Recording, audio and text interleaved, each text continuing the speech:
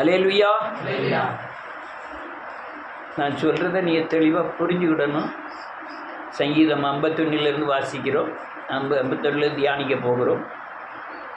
நன்றியோடு கூட துதிக்கிறேன் இயேசுவின் நாமத்தினாலே.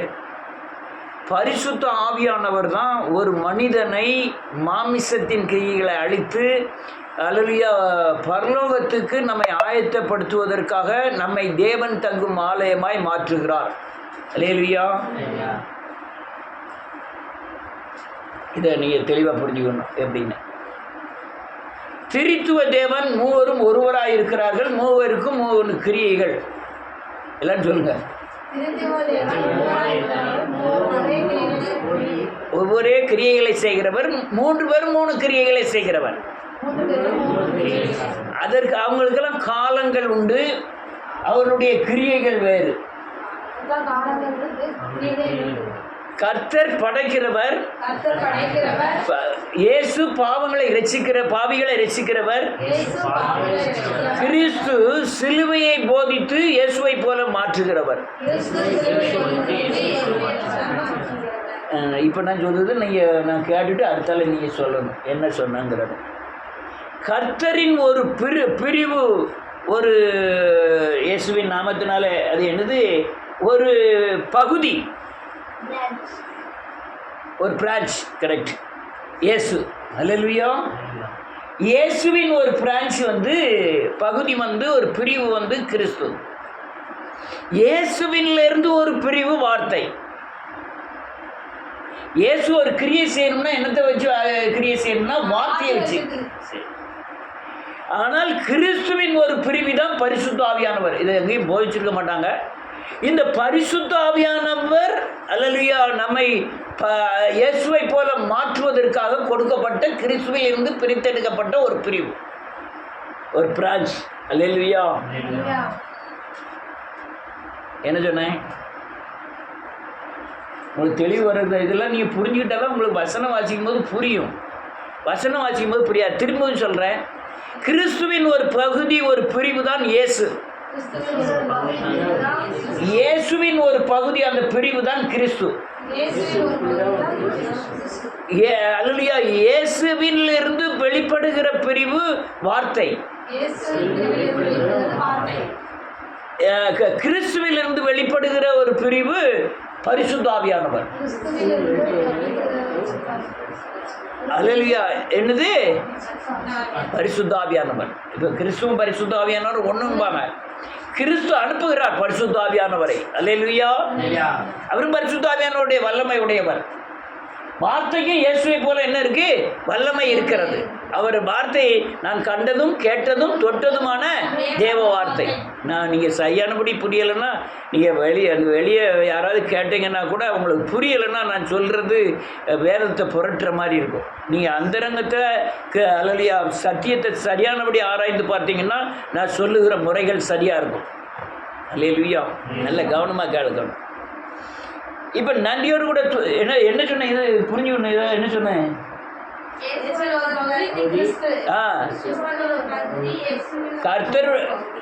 கர்த்தருடைய ஒரு பகுதி தான் யாரு? இயேசு. இயேசுவின் ஒரு பகுதி கிறிஸ்து. இயேசுவின் ஒரு பிரிவு என்னது? வார்த்தை. கிறிஸ்துவின் ஒரு பகுதி என்னது? பரிசுத்த ஆவியானவர். இப்பதான் கரெக்டா வந்திருக்கீங்க. அல்லேலூயா. இந்த இயேசுவின் பிறப்பு வரை கர்த்தரின் காலம்.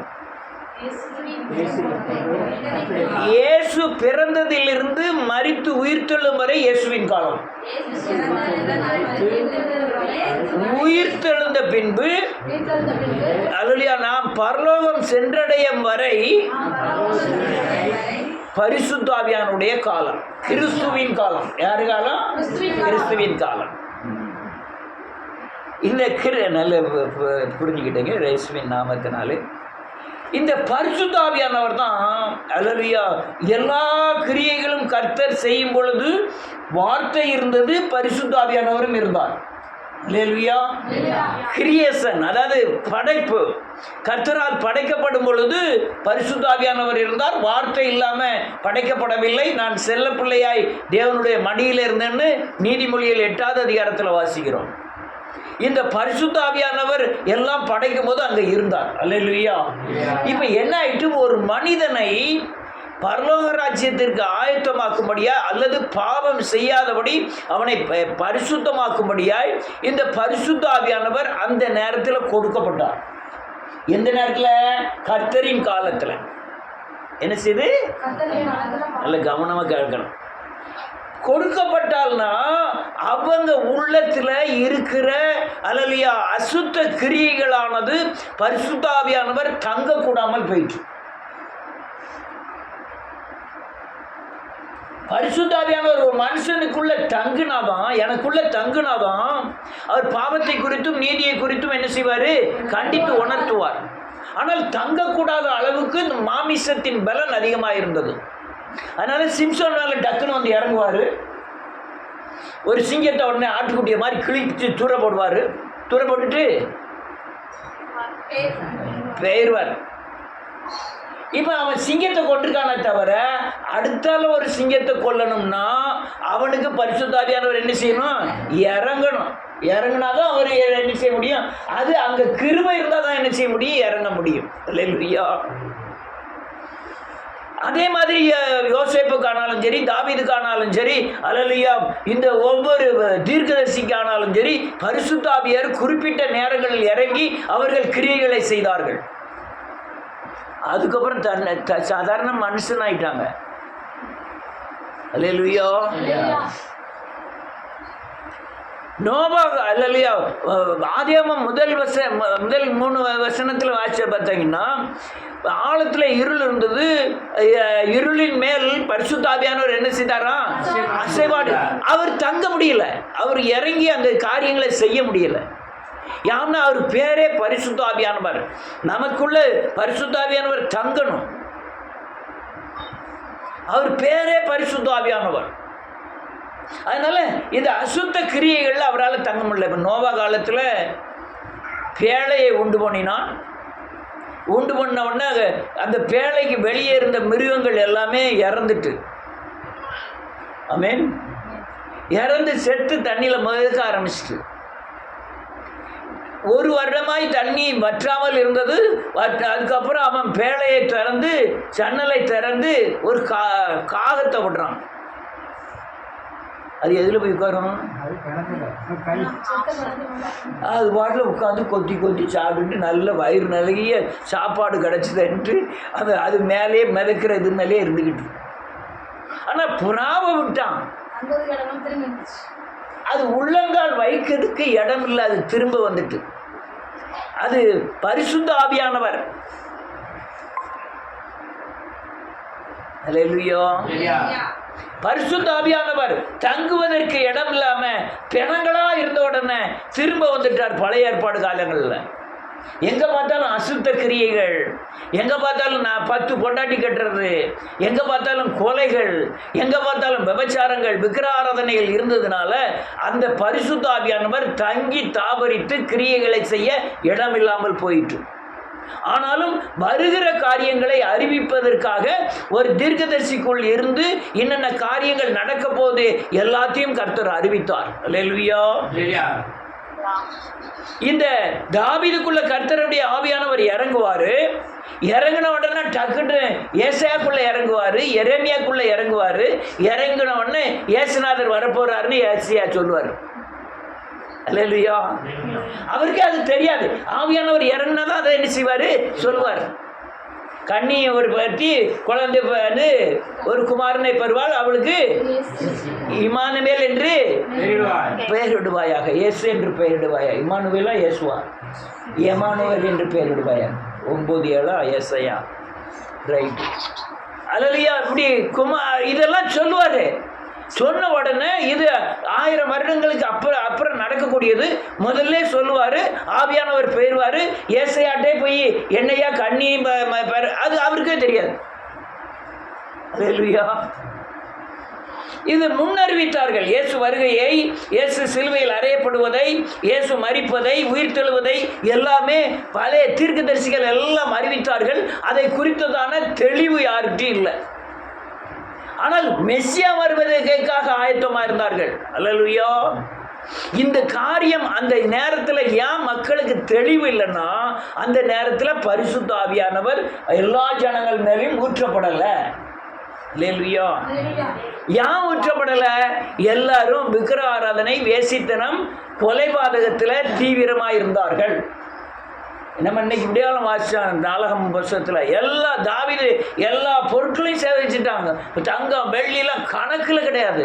ஆனால் ஆண்டவர் என்கிட்ட பேசினாரு, உன் கையில் கரைப்பட்டிருக்கு, நீ ஆலயத்தை என்ன செய்யக்கூடாது, கெட்டக்கூடாதுன்னு சொன்னார். அதனால மகனே, உனக்கு கர்த்தர் ஞானத்தை தந்திருக்கிறாரு, சாலமோனே இந்த ஆலயத்தை நீ கட்டணும்னு சொன்னார். அல்லேலூயா. சொன்னதான் காலில் வாசித்தோம். அப்போ என்ன ஆகுது? நான் எங்கே பரிசுத்தம் இல்லையோ அங்கே ஆலயம் கட்ட முடியாது, எங்கே ஆலயம் கட்டலையோ அங்கே பரிசுத்த ஆவியானவர் தங்க முடியாது. அல்லேலூயா. நல்லா கவனிக்கணும். அதுக்கு தான் சொல்லலாம் பாருங்க. இப்போ சங்கீதத்தின் புஸ்தகம் 51வது சங்கீதம்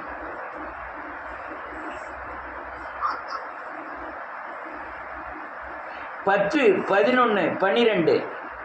தேவனே, சுத்த இருதயத்தை என்னிலே சிருஷ்டியும், ஆமென், நிலைவரமான ஆவியை என் உள்ளத்திலே புதுப்பியும். ஒரு நிமிஷம். அவன் என்ன சொல்லலாம்? என்கிட்ட இருதயம் சுத்தம் இல்லை, அதனால நிலை தங்கக்கூடிய ஆவியானவர் என்கிட்ட இல்லாமல் போயிட்டாரு. உங்கள்கிட்டையும் பாவம் இருந்ததுன்னா உடனே டக்குன்னு விளையிடுவார். ஒரு இச்சையோ பொருளாசையோ பெருமையோ அகந்தையோ வரும்பொழுது ஆவியானவர் உங்களை விட்டு விலகிடுவார். இவன் தாவீது இவ்வளவு காரியங்களை எழுதினவன், இவ்வளவு பெரிய தீர்க்கதரிசியாக இருந்தவன், இவ்வளவு ராஜாவாக இருந்தால் தேவனுக்கு ஏற்ற மனுஷனாக இருந்தவன், அவன் சொல்கிறான், என் உள்ளத்தில் நிலைவரமான என் ஆவி இருக்கலை. அவன் என்ன சொல்றான்? தேவனே, என்கிட்ட சுத்த இருதயம் இல்லை, அதனால சுத்த இருதயத்தை என்ன செய்யும்? சிருஷ்டியும். என்கிட்ட நிலைவரமான ஆவி இல்லை, அதனால என் உள்ளத்தை என்ன செய்யும்? புதுப்பியும். இது பழைய ஏற்பாடு, இயேசு மரணத்துக்கு முந்தி உள்ளது. அல்லேலூயா. அடுத்த என்ன இருக்கு? 10வது வசனம், 11வது வசனம். சமூகத்தை விட்டு என்னை தள்ளாமலும் பரிசுத்த ஆவியை எடுத்துக்கொள்ளாமலும். அவன் என்ன சொல்றான்? உம்முடைய பரிசுத்த ஆவி எனக்குள் இருப்பதின் அடையாளமே உம்முடைய பிரசன்னம், சமூகம். என்னது நான் சொல்றதுல புரிஞ்சுக்கிட்டீங்கன்னா நல்லது. பரிசுத்த ஆவி எனக்குள் இருப்பதின் அடையாளம் சொல்லுங்க. என் மேல் காணப்படுகிற தேவ பிரசன்னம். பிரசன்னம் இருந்தாதான் உங்களுக்குள்ள யார் இருக்கா? பரிசுத்த ஆவியானவர் இருக்கிறார். அவன் என்ன சொல்லலாம்? அவனுக்கு நல்ல தெளிவு இருக்கு. யாருக்கு? தாவீதுக்கு.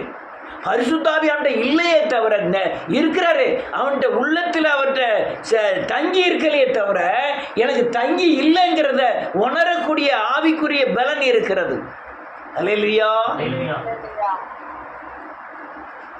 தாவீது அவ்வளவு சங்கீதங்களை எழுதினவன், அவன் தேவனோடு சஞ்சரித்தவன், அவன் தேவனுடைய யுத்தங்களை செய்தவன், அநேக மாறுபாடான ராஜ்யாக்கள் எல்லாம் ஜெயித்தவன். ராஜாக்கள் மட்டும் இல்லை, அவ்வளோ பேய்களை பூரா ஜெயிச்சது தான் புதிய ஏற்பாடில் பேய். பழைய ஏற்பாடில் எமரியர், சமரியர், அந்த பெபுசியர், இவங்க பூராமே பேயின் ஆதிக்கங்களை குறிக்கக்கூடிய ஒரு தன்மை. இப்போ நான் சொல்கிறது உங்களுக்கு புரியலைன்னா, இவன் என்ன இப்படி பேசுகிறான், லூஸ் பாஸ்டர்னு ஒருத்தர் போட்டார், அதே மாதிரி ஆயிடுவான்.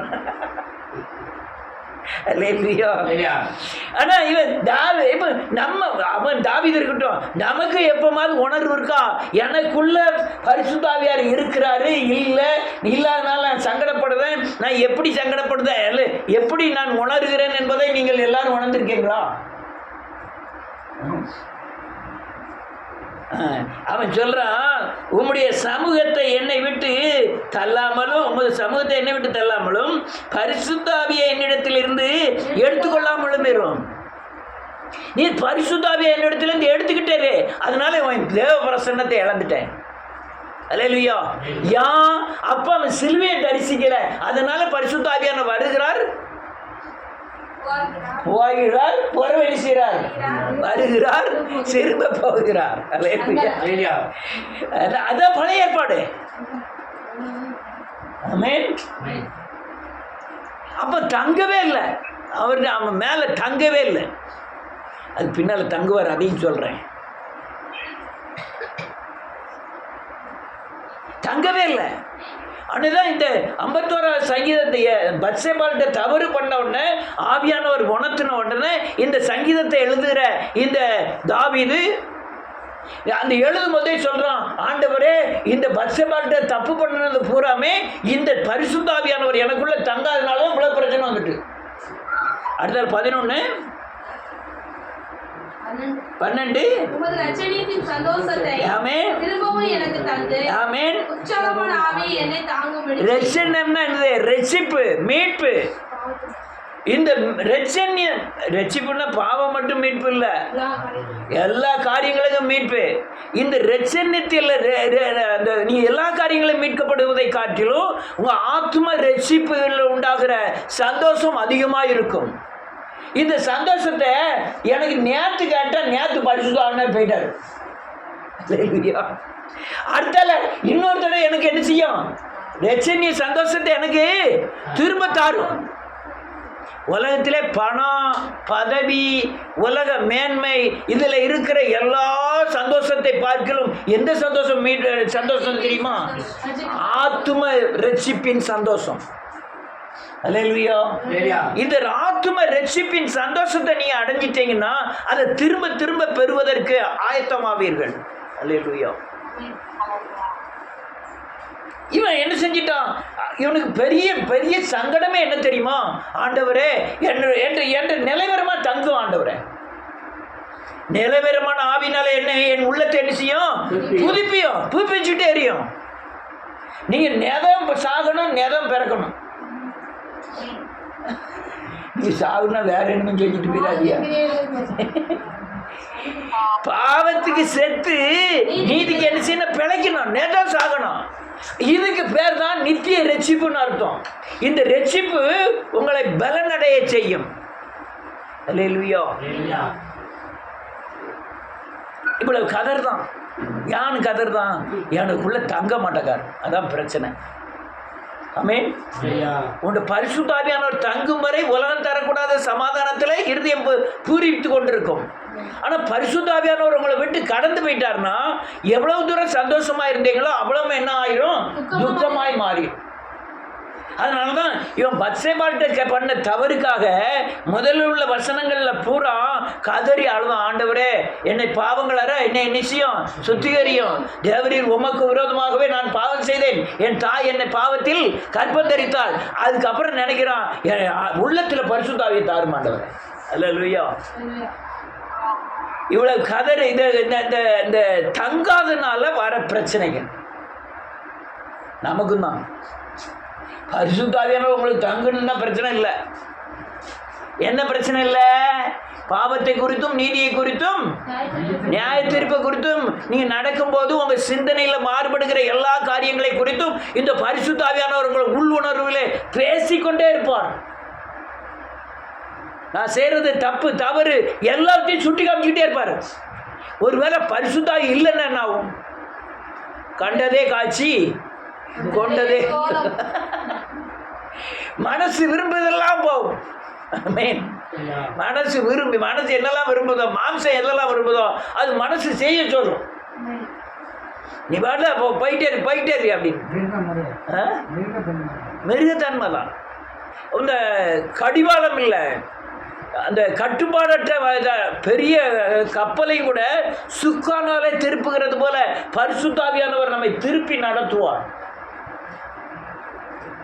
உடனே இவன் நினச்சிட்டான். என்ன நினச்சிட்டான்னா, இந்த பத்சேபாள்கிட்ட பண்ண தப்புக்கு காரணம் எனக்குள்ள பரிசுத்தாவியானவர் வருகிறாரு போகிறாரு. ஒரு விஷயம் வந்தாரு நான் கரடியை கொன்னேன், ஒரு விஷயம் வந்தாரு நான் சிங்கத்தை கொன்னேன், ஒரு விஷயம் இறங்கினாரு நான் தாவீதை கொன்னேன். ஆனால் இப்போ இந்த வெளியே இருந்த சிங்கம் கொன்னுட்டேன், உள்ளே இருக்க சிங்கம் என்னையே கொன்னுட்டு. அதனால ஏன் காரணம்னா இந்த பரிசுத்தாவியானவர் எனக்குள்ள என்ன செய்ய மாட்டேக்காரு? தங்க மாட்டேக்காரு. அப்போ தான் கண்டுபிடிக்கிறான். என் வாசிப்போம் 16வது அதிகாரம் சங்கீதம். இயேசுவே சோதரம் 16வது அதிகாரம்.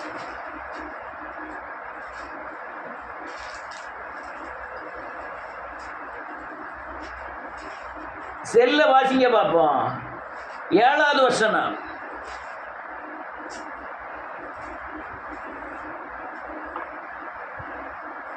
சரி பூரங்கிட்டாங்க.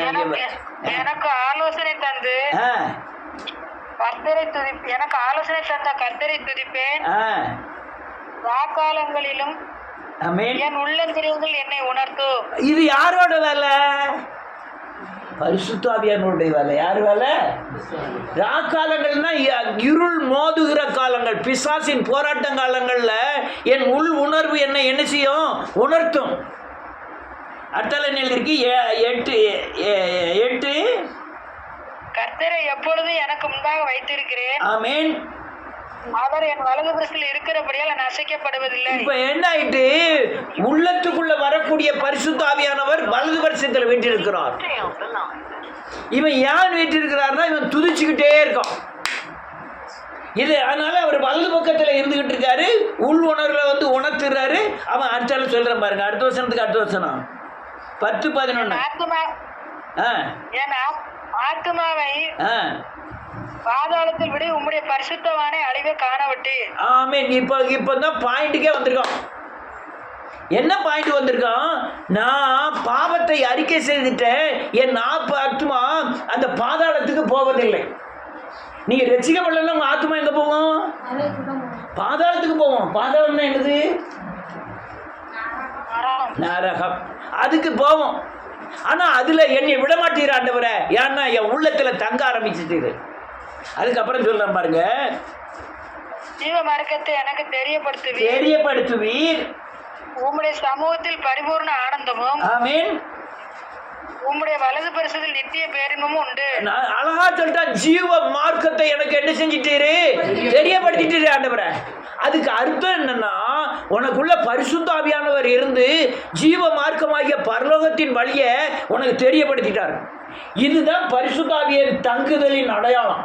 அல்லேலூயா. பூமிக்குரியவைகள் அல்ல, மேலானவைகளை நாடுவீர்கள். பரிசுத்த ஆவி உங்களுக்குள்ள வந்ததுன்னா. ஆனா இது பழைய ஏற்பாடு விதிமுறைகள். பழைய ஏற்பாடுல எல்லாத்தையும் தங்கலை. ஒரு சிலர் யாரெல்லாம் தங்கினாங்களோ அவர்களெல்லாம் அல்லேலூயா தேவ ஆண்டவருடைய சிலுவையில் நடக்கிற காரியங்களை உபதேசித்தார்கள். அங்கே சில மோசே முள்செடியில் பார்த்தா அது சிலுவையின் அடையாளம். அல்லேலூயா. ஈசாக்கு பலியிட போனால் அது சிலுவையின் அடையாளம். அல்லேலூயா. ஆதாமுக்கு தோலுடைய உடுத்தினார், அது சிலுவையின் அடையாளம். இப்படி பல அடையாளங்கள் இருக்கிறது. அதே மாதிரி தாவீதுக்கு இந்த அடையாளத்தை கொடுத்து தேவன் ஜீவ மார்க்கத்தை தெரியப்படுத்தினார். ஆபிரகாம் சொல்றான், தேவனுடைய நாளை காண ஆசையா இருந்தேன், கண்டு களி கொண்டு. அப்ப எந்த நாள இவர் அப்பம் அந்த 5,10,5,000 பங்கிட்ட அது இல்லை. கர்த்தருடைய நாள் என்னது? அவர் சிலுவையில் மரித்த காரியங்கள் அதை எனக்கு தெரியப்படுத்தினீர்கள். காண ஆசையா இருந்தேன். அது அப்பதான் சொல்றார். அல்லேலூயா. ஆனா புதிய ஏற்பாடு வரும் பொழுது ஒவ்வொருவருக்குள்ளும் ஆவியானவர் தங்குகிறார். அல்லேலூயா. ஒவ்வொருக்குள்ளும் ஆவியானவர். நல்ல கேளுங்க. பரிசுத்த ஆவியானவர் யாரு?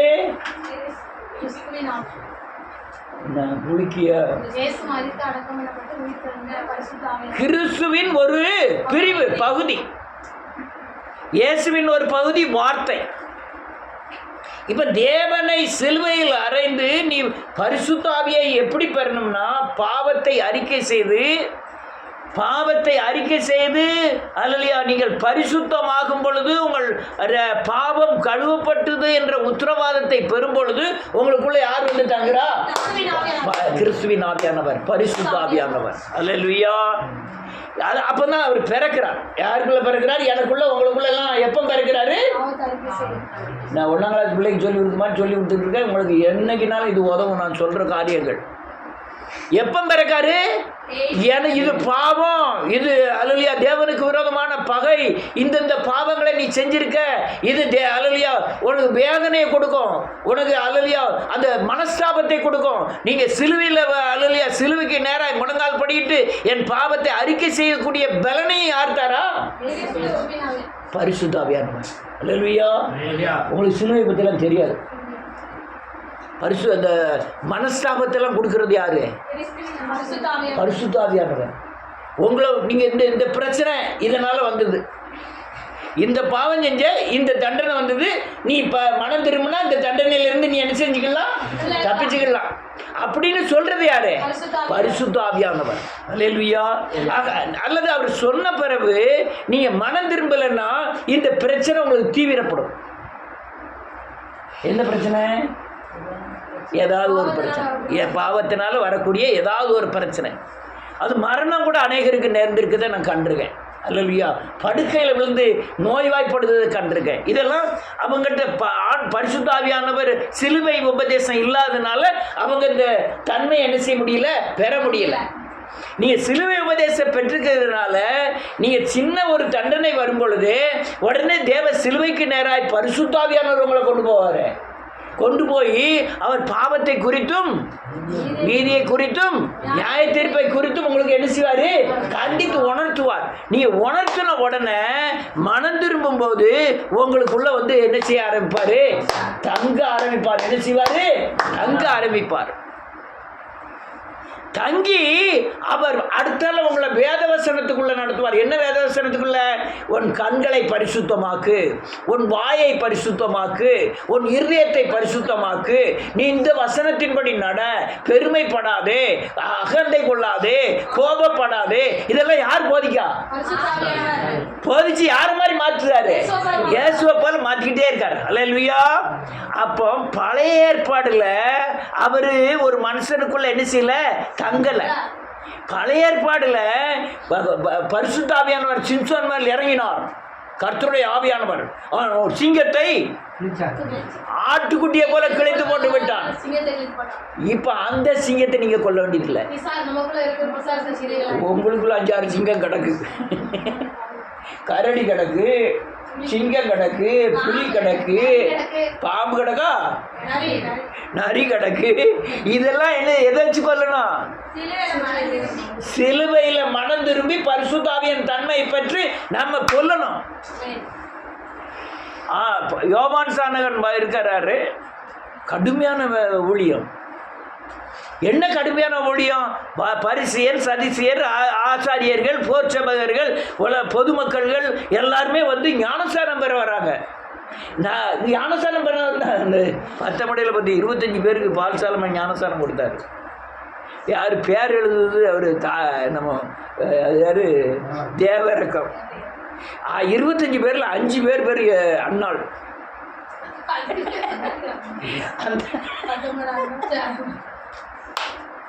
அந்த அண்ணால் ஒரு 5 பேர். அல்லேலூயா. சில இடங்கள்ல போய் நீங்க ஞானஸ்தானம் மதுரையிலாம் போய் எடுக்க போனீங்கன்னா உங்களுக்கு சாப்பாடு கொடுத்து, உங்களுக்கு காரு கொடுத்து போய் உங்களுக்கு போட்டாலாம் எடுத்து ஞானஸ்தானம் எடுப்பாங்க. எடுத்தீங்களா?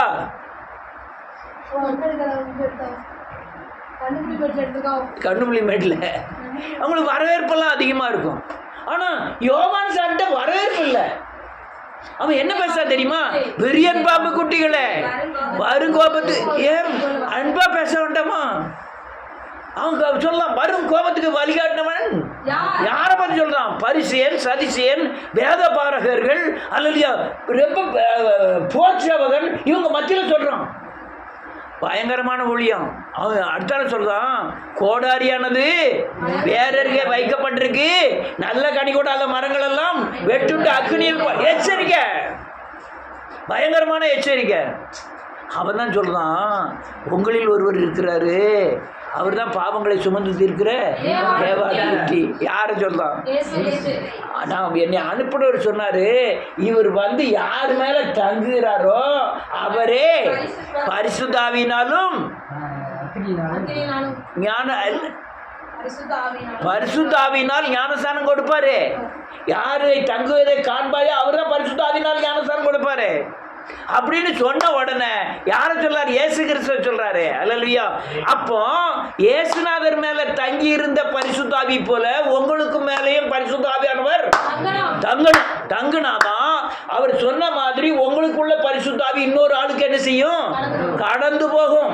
ஆமென். பழைய ஏற்பாடுல பரிசுத்த ஆவியானவர் தங்கல. ஏன்னா பழைய ஏற்பாடுல பலி இல்லை. என்ன பலி இல்லை? சிலுவை இல்லை. ஆனால் புதிய ஏற்பாட்டில் சிலுவை இருக்கிறதுனால நீங்கள் மனம் திரும்பின உடனே உங்களுக்குள்ள தங்க ஆரம்பிக்கிறவர் நீங்கள் பரலோக ராஜ்யம் வரை உங்களுக்குள்ள வருவார். எங்க வரையும்? பரலோக ராஜ்யத்துக்குள்ள நீங்க ஒரு பயங்கரமான வேசித்தனம் பண்ணிட்டாங்க, இல்லைன்னா கொலை பண்ணிட்டாங்க. அப்பமும் பரிசுத்த ஆவியானவர் உனக்காய் அல்லையா நீண்ட பெருமூச்சோடு கூட என்ன செய்வாராம்? வேண்டுதல் செய்வார். உங்களுக்கு பரிந்து பேசுவார். தேவன்கிட்ட என்ன பரிந்து பேசுவார்? கொஞ்ச நாள் பொறுங்க ஆண்டவரே, இவன் ஒரு தப்பு பண்ணிட்டான், அவன் சத்துருவை அவன் காலில் கீழே போடும் வரை அவர் பிதாவின் வலது பரிசத்தில் நமக்கா என்ன செஞ்சுட்டு இருப்பாரு? பரிந்து பேசிக்கொண்டே இருப்பான். அந்த பரிந்து பேசுறது எல்லாம் செய்யறதை உணர்த்தி நம்மை நடத்துகிறது யார் தெரியுமா? பரிசுத்த ஆவியானவர். அவர் பரிசுத்த ஆவியானவர். அல்லேலூயா. வேத வசனத்தை வாசிக்கும், அதுல உள்ள அர்த்தம் தெரியல, பரிசுத்த ஆவியானவர் உங்களுக்கு அர்த்தத்தை சொல்லுவார். உலகத்தில் பிசாசின் போராட்டம் இருக்கு, தைரியத்தை கொடுக்க பரிசுத்த ஆவியானவர் உங்களுக்கு கொடுப்பார். தங்கணும் உங்க மேல. அல்லேலூயா. உங்களை தங்குறது எதுக்கு தெரியுமா? இயேசுவை போல மாற்றுவது. யாரை போல? எத்தனை தடவை மாற்றணும்? நெதம் மாற்றணும். யார் நெதம் மாற்றணும்? அந்த அழுவுக்கு நமக்குள்ள என்ன இருக்கு? அழுக்கு இருக்கு. ஆமென். நம்ம இருக்குள்ள நூறுத்த எமட்டம் இருக்கான். அந்த பிசாசை கொண்டுட்டு யார மாதிரி மாறணும்? இயேசுவை போல மாறணும். அதுக்கு தான் பரிசுத்த ஆவியானவர் கொடுக்கப்படுகிறார். அல்லேலூயா. அதனால கொடுக்கப்பட்டதும் அல்ல, இந்த ஆண்டவர் உனக்குள்ள வந்து தங்க ஆரம்பிப்பார். தங்க ஆரம்பிக்கிறவர் உங்க சரீரத்தை தேவன் தங்கும் ஆலயமாய் மாற்றுவார். அல்லேலூயா. இப்ப ஆலயத்துக்கு நீங்க அங்க போக வேண்டியதில்லை. இது ஆலயமும் அல்ல, இது ஒன்று கூடி தேவனை மகிமைப்படுத்தக்கூடிய இடம். ஆமென். ஞாயிற்றுக்கிழமை மகிமைப்படுத்தப்படாதுன்னா உடனே போயிடுவோமா? திங்கக்கிழமை என்ன செய்யலாம்? ஏன்னா பிதாவை எங்கும் தொழுது கொள்கிற காலம் வந்திருக்கு. எப்பவும் தொழுது கொள்ளலாம். ஆமென். இதுக்கு நாள் கிடையாது, இடம் கிடையாது, எல்லா இடத்துலையும் செய்யலாம். ஹல்லேலூயா. அதனால இந்த தங்க கூடிய உங்களுக்குள்ளே வாசம் பண்ணி நீங்களே தேவன் தங்கும் ஆலயம். ஆலயம். ஒரே ஒரு வசனத்தை மாத்திரம் வாசிச்சு முடிப்போம். லூக்கா எழுதின சுவிசேஷம் 1வது அதிகாரம் 35வது வசனம்.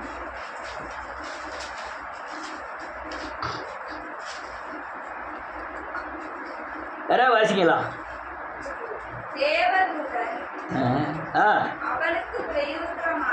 மரியாளுக்கு பிரதியுத்தரமாக மொத என்ன நடக்கு? ஒரு மனுஷனுக்குள்ள பரிசுத்த ஆவி வருகிறார். அல்லேலூயா. அவர் மூக்க பிடிச்சிக்கிட்டு தான் வர்றார். மூக்க பிடிச்சிக்கிட்டு தான் செய்யறாரு. ஏன்? அவர் பரிசுத்தத்துல பயங்கரமானவர். யாரும் சேரக்கூடாத ஒளியிலே வாசம் பண்ணுகிறவர். அவர் நமக்குள்ள வரணும்னா கொஞ்சம் மூக்க பிடிச்சிக்கிட்டு தான் வர்றார். அவர் வந்து என்ன செய்யறாராம்? பரிசுத்த ஆவி உன்மேல் வரார். அடுத்தால இப்ப உன்னலும் கர்த்தருடைய பலன் உன் மேல. அந்த பலன் எதுக்கு? பலன்னா சக்தி. அந்த பலன் எதுக்கு? பிசாசையும் சொல்லுங்க, உலகத்தையும் ஜெயிப்பதற்கு கர்த்தருடைய பலன் தேவை. யாரோட பலன்? உன்னதமானவர். உன்னதமானவர் யார் தெரியுமா? திருத்துவ தேவனும் ஒரே இடத்துல அமர்ந்திருக்கிற கர்த்தராகிய இயேசு கிறிஸ்து இருக்கிற இடத்துல அவருடைய பலன் நம்ம மேல என்ன செய்யும்? உள்ள தங்காது. நிழல்ல என்ன அர்த்தம்? அந்த ஒரு மரம் இருக்கு, மரத்தில் உள்ள நிழல் தான் நம்ம மேல என்ன செய்யும்? அடிச்சுட்டு இருக்கோம். அடுத்தல நிழலிடும். அதனால உனக்குள்ள பிறக்கிறது பரிசுத்தம் உள்ளது. அது யார் பிறக்கிறாங்களாம்? இயேசு பிறக்கிறார். யார் பிறக்கிறாரு? இயேசு பிறக்கிறார். இந்த கிறிஸ்துவை உடையவன், ஜீவனை உடையவன். இயேசு பிறந்த உடனே, கிறிஸ்து நமக்குள்ள பிறந்த உடனே நமக்கு ஆத்மாவுக்கு என்ன உண்டாகிறது? உயிர் உண்டாகிறது. என்ன உண்டாகிறது? அந்த அது சரீர உயிர் மட்டும்தான் இருந்தது, ஆத்மா செத்து கிடந்தது. செத்த ஆத்மா எங்கே போவோம்? நரகத்துக்கு போவோம். நம்ம பரலோகத்துக்கு போகணும்னா நம்ம ஆத்மாவுக்கு என்ன உண்டாக வேண்டியது இருக்கு? ஜீவன். அந்த ஜீவன் யார் தெரியுமா? கிறிஸ்து தான். கிறிஸ்துவை உடையவன் ஜீவன். இப்போ ஆத்மாவை எனக்குள்ள வந்து அமர்ந்தவர் இயேசு கிறிஸ்து எனக்கு ஆத்மாவில் ஜீவனை கொடுத்து அவர் முயற்சி பண்ண ஆரம்பிக்காரு. அன்னையிலிருந்து என்ன முயற்சி பண்ண பார்க்காரு? என்னை இயேசுவை போல மாற்றுவதற்காக முயற்சி பண்ணுகிறார். நம்ம தான் இடமே கொடுக்கறது இல்லை, முதுவை கொடுக்குற அடி.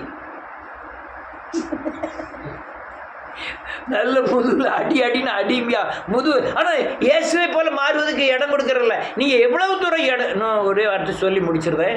எவ்வளவு தூரம் நீங்கள் இடம் கொடுக்குறீங்களோ சொல்லுங்க, எவ்வளவு தூரம் இடம் கொடுக்குறோமோ அந்த அளவுக்கு இயேசுவின் மேல இருந்த வல்லமை, இயேசுவின் மேல இருந்த அபிஷேகம், இயேசுவின் மேல இருந்த அல்லேலூயா வைராக்கியம் நம்மேல் ஊற்றப்படும். எவ்வளவு தூரம் இயேசுவை போல மாறுறீங்களோ அவ்வளவு தூரம் தான் உலகத்தை ஜெயிக்க முடியும். நீங்க எவ்வளவு தூரம் இயேசுவை போல மாறுறீங்களோ அவ்வளவு தூரம் தான் அல்லேலூயா பரலோக ராஜ்யத்துக்குள்ள நுழைய முடியும். ஆனால் நீங்கள் பெற்ற பரிசுத்த ஆவியானவரை நீங்கள் என்ன செய்யக்கூடாதா? துக்கப்படுத்தக்கூடாது. துக்கப்படுத்தாம அவர் சொல்லுகிற சொல்லுக்கு இணங்கி இயேசுவை போல மாறி மாறி ஜெயிச்சுட்டே இருக்கணும். ஆனால் நீங்கள் சேவித்து வந்த பிசாசு சாதாரணதா இல்லை, தலைமுறை தலைமுறையாக சேவித்து வந்த பிசாசு. பேரே தெரியாது ஜெயிச்சுட்டு வந்தோம். நீ அவங்க தாத்தா என்ன சாமியை கும்பிட்டாரு உங்களுக்கு தெரியாது.